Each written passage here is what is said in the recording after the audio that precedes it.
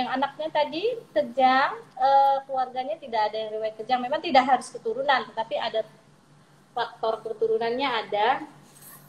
Kemudian Kalau ada, solusinya dok, solusi oke, saat jadi anak kejang demam. Pams, kalau terjadi kejang pada anak di rumah, satu, jangan panik. Walaupun memang pasti panik ya.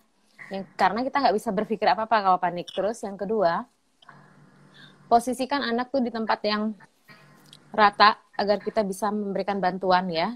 Jadi jangan digendong, ditaruh anaknya. Kemudian, jalan nafas itu harus dibebaskan. Jadi anak itu harus posisinya tadi kepala jangan tertekuk. Kalau ada ikatan-ikatan yang pakaian atau ikat pinggang yang kencang-kencang gitu ya harus dibebaskan gitu. Jadi dibuka, Ya. dilonggarkan. Nah kemudian kalau moms punya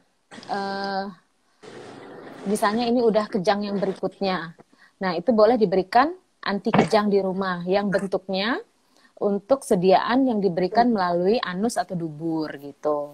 Nah tapi kalau nggak ada, coba longgarkan saja, jangan dikerumuni agar anak mendapatkan oksigen yang baik ya.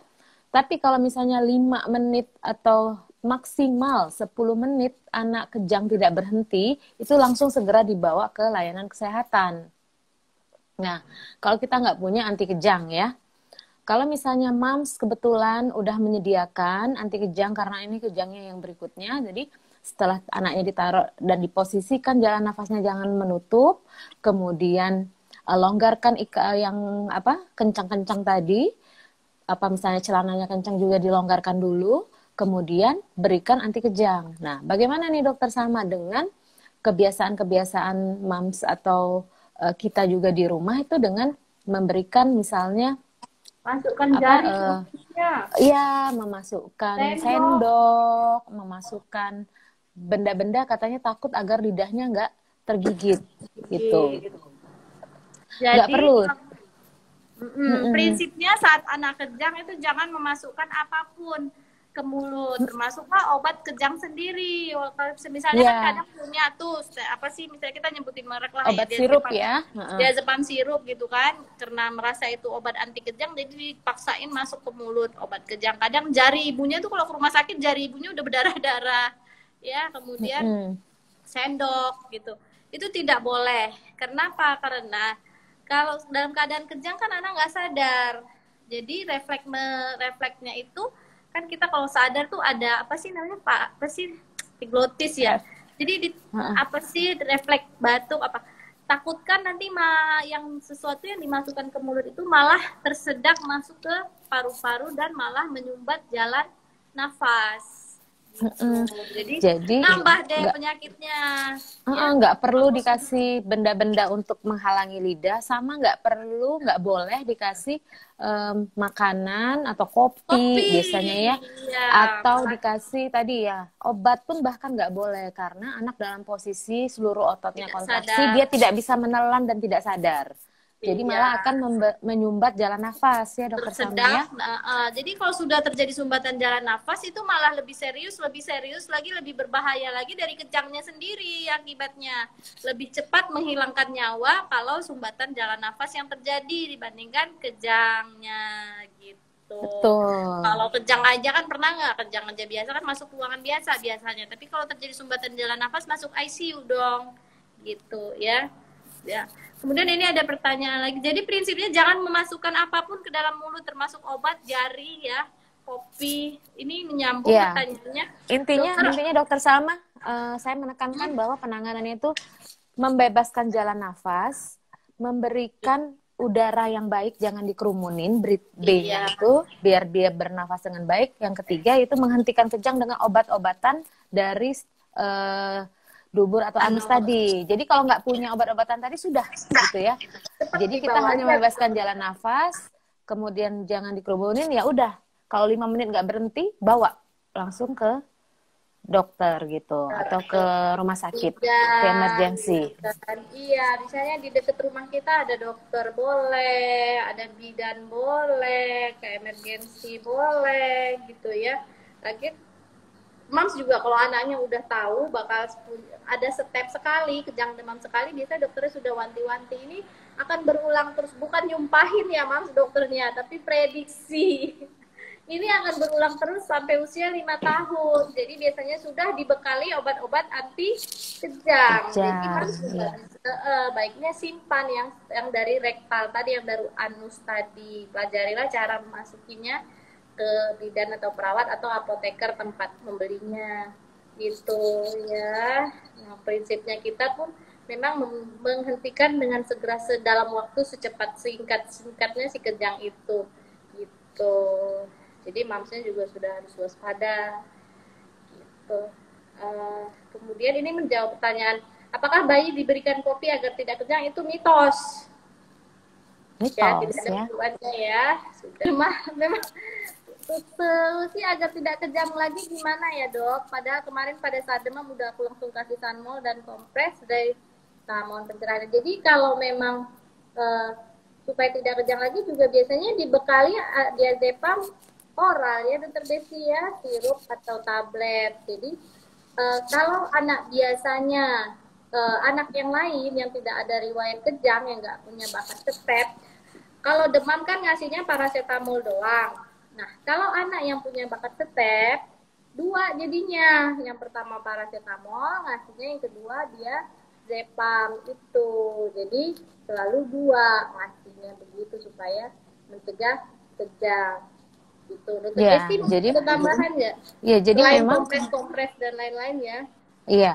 Jadi ya benar kata dokter sama. Jadi yang pertama mamsnya juga harus lebih aware kalau udah anak sakit langsung segera berikan paracetamol untuk anak yang sudah pernah ada riwayat kejang ya dokter sama ya. Jadi jangan sampai dia demamnya tinggi, diberikan paracetamol, kemudian dikompres. Nah, yang juga pencegahannya itu anak jangan sampai sering sakit demam. Yang Iya. biasanya paling umum anak kan sakitnya itu ISPA ya, common cold, batuk pilek. Nah, itu jangan sampai anaknya sering terjadi batuk pilek demam.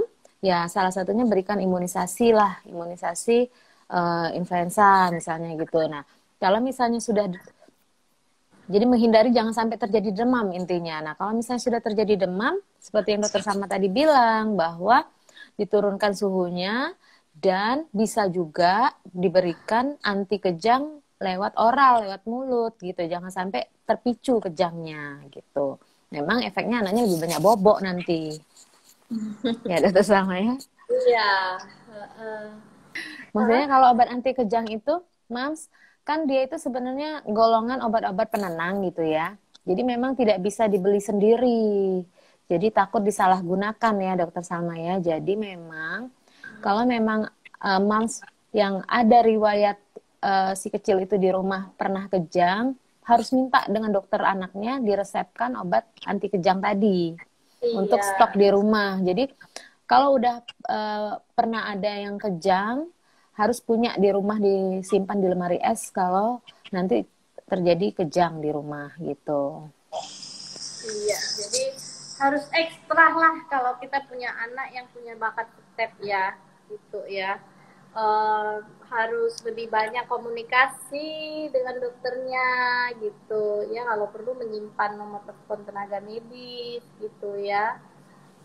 Dok, saya menyediakan spesialis di rumah karena anak saya beberapa kali mengalami kejang. Jadi, setiap kali suhu tubuhnya di atas 38,5, saya memberikan stesolid. Nah, Oh, di sini, Mam, stesolid ini kan diberikan jika terjadi kejang. Jadi, kalau misalnya stesolid supos itu nggak boleh diberikan kalau anaknya belum terjadi kejang karena eh, dia juga kan dosisnya lumayan tinggi ya dokter Sama ya, 5 sama 10 miligram nanti sesuai dengan usia. Kalau misalnya kita memberikannya terlalu agresif karena suhu tinggi aja, maka dia akan mendepresi nafas. Nanti pernafasannya malah frekuensinya menurun dan berbahaya.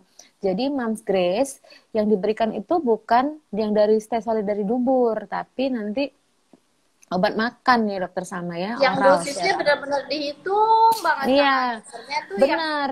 Kalau yang dari dubur itu kan 5 miligram, yang oral itu paling satu sendoknya itu 2 miligram, jadi jauh banget gitu. Iya, karena itu jadi tujuannya untuk satu untuk menghentikan kejang. Kalau yang dari mulut tadi jangan sampai terpicu atau Kejang. terjadi kejang gitu. Jadi ada bedanya ya, Mam Grace ya. Iya. Jadi ada dua, yang pertama sirup atau yang dimakan, tablet, puyer, yang satu dari rektal. Karena tadi kita tidak boleh memasukkan apapun ke dalam mulut saat anak kejang, makanya diciptakanlah yang dari rektal saat dia kejang gitu loh, biar gampang ingetnya. Jadi yang dari Betul. anus itu hanya saat dia kejang gitu, karena kita tidak punya pilihan lain toh, gitu kan. Dari mulut nggak boleh, infus belum terpasang, jadi dari anus lah pilihannya. Tetapi saat anaknya belum kejang, masih sadar, sehat walafiat, cuma demam aja, tapi memang dia sering step, itu yang dipilih adalah obat yang dari mulut dimakan. Tetapi pun dosisnya tidak bisa sembarangan, harus benar-benar dihitung sama dokternya. Gitu ya. Kemudian satu lagi efek diazepam yang kurang mengenakan juga jadi banyak liur kan dokter Desi, jadi banyak Iya, dahak. jadi dahaknya banyak. Jadi banyak dahak, nanti malah terjadi tadi sumbatan jalan nafas lagi gitu. Jadi nggak sembarangan juga ya. Dok mau tanya, apakah anak yang sering kejang berulang mempengaruhi kecerdasannya, katanya Oh gitu. iya tadi ya di atas ya. Lewat Mm-mm. ya saya. Ya, jadi ya mungkin dokter Desti menjawab tadi kan sudah dijelasin juga ya, ada apa tadi gejala sisanya kalau Gejala misalnya sisa. jadi Jadi, pasti Moms, kalau kejangnya lebih dari 15 menit, itu disebut kejang yang lama ya, dokter Sama ya. ya. Nah, jadi jika kejang yang lama, itu juga artinya kalau terjadi kejang itu, suplai darah, oksigen, dan nutrisi itu kan berkurang ke otak. Apalagi kalau saat kejang anaknya Apalagi sampai kalau lama, biru. apalagi kalau Tandanya lama biru. gitu ya. Nah, Mm-mm. jadi apalagi kalau misalnya si adik ini berulang-ulang gitu kejangnya. Ya tentunya karena suplai nutrisi dan oksigen ke otak itu berkurang, yang kita takutkan adalah sel-sel otak itu ada yang rusak. Nah, kalau sudah rusak, sel otak ini adalah sel yang sulit sekali mengalami perbaikan ya dokter Sama ya. Kalau udah rusak tuh nggak bisa membenahi diri sendiri. Kalau kita kan tergores di sini nanti habis itu tumbuh jaringan baru gitu. Nah, sel-sel otak ini nggak bisa dia beregenerasi dengan baik lagi. Kalau Jadi sel otak bisa makanya generasi, mungkin saya nggak pikun dokter Desi. betul. Jadi makanya Itulah tentu buktinya saja bahwa ya. sel otak itu dia that is what it is what it is lah, udah gitu. Jadi kalau bisa jangan sampai rusak ya. Dijaga otak anaknya. Di satu sisi Mams pasti mau kasih vitamin Hana ini itu, stimulasi Mm-mm. apa ini itu untuk menjaga kecerdasannya. Tapi di sisi lain dilengahkan dari kejangnya. Itu kan sama bohong gitu. Sementara jadi kita harus benar-benar kalau bisa jangan sampai anaknya kejang. Jadi jelas jawabannya mempengaruhi kecerdasan ya dokter Desti. Setuju Iya, ya? Iya, saya juga setuju. setuju. Pasti ada saja sel otak yang rusak. Kemudian ini satu lagi, apakah anak yang sering kejang lebih hiperaktif? Nah, Nah, mungkin bisa jadi kerusakan di bagian pusat perilakunya. ya, Gitu. jadi eh, nggak bisa bilang semua ya dokter Sama ya. Mungkin ada, tapi mungkin aja anak ini yang memang punya gejala yang beririsan. Jadi dia memang anak yang eh, punya bakat step, tapi dia juga punya bakat misalnya ADHD yang Hiperaktif. hiperaktif. Ya. Terus atau dia karena kejang yang lama bisa juga memang kayak gitu. Tapi itu tidak pasti anak yang kejang akan hiperaktif tidak gitu ya. Tidak, Jadi ya. kalau memang ditanya mungkinkah bisa, mungkin aja karena kan eh, perilaku itu juga Diatur di diatur otak. tuh di otak gitu ya.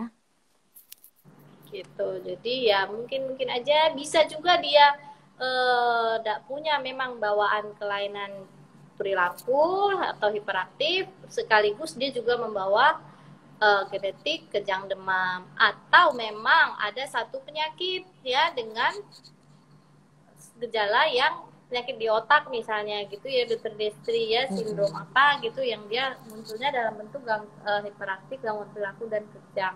Bahwa yang kita bilang ini step kejang demam kejang Iya, demam karena itu berlangsung bisa sampai 5 tahun. Ini masih ada yang nanya, apakah sampai usia berapa? Sampai usia 5 iya. tahun resikonya berulang. Tapi kalau kejang yang lain, epilepsi, atau kejang karena peradangan selaput otak meningitis, ensefalitis, atau kejang karena kelainan struktur otak lainnya, itu bisa sampai kapanpun gitu ya. Bisa Misalnya tumor kapanpun. otak gitu ya. Iya, itu juga Tumor bisa otak membangkit ke usia kejang. kita pun masih kejang gitu, gitu ya. Jadi ini kita kan lagi belum ditutup pembahasan mengenai kejang demam ya. Jadi khusus kejang demam ini pertanyaan lagi juga. Biasanya kejang dialami anak usia berapa, Bu Dokter? Itu tadi sudah dijawab. Khusus kejang demam memang biasanya di bawah 5 tahun. Tetapi kalau epilepsi dan kejang-kejang yang lain itu bisa kapan aja. Tuh. Sudah ini juga suhu berapa anak mengalami kejang tidak ada patokan yang pasti ya. Tergantung sensitivitas si anak gitu. Sensitivitas otak si anak dan onset dari dia sehat ke kenaikan suhu tadi. Iya, tapi ratanya di atas 38 derajat Celcius ya Dokter Samaya bisa terjadi bangkitan kejang. Nah, ini tapi Moms Grace bilang, Dok, tapi mengapa anak saya tuh yang suhu tubuhnya hanya demam biasa sudah mengalami kejang, misalnya suhunya 37,6 sudah kejang. Nah, jadi Moms, kadang-kadang pengukuran suhu kita juga kadang-kadang tidak terlalu tepat. 38 itu adalah suhu tubuh core tubuh, suhu badan gitu ya, yang artinya kalau di aksila itu sebenarnya kadang-kadang selisihnya bisa 0,5 sampai 1 derajat, tergantung cara pengukuran itu kita. Di kele ya, Mam? Iya, di ketiak ya. Nah, itu bisa selisihnya 0,5 sampai 1 derajat. Jadi tergantung cara pengukuran dari Mam Grace. Mungkin pada saat itu kan panik gitu ya, ngukurnya nggak terlalu ketat. Ternyata terbaca 37,6. Kalau diukur ulang bisa mungkin 38,1 gitu. Nanti dipastikan lagi aja, Mam. Biasanya kalau terjadi kejang demam, rata suhunya itu di atas 38 derajat Celcius.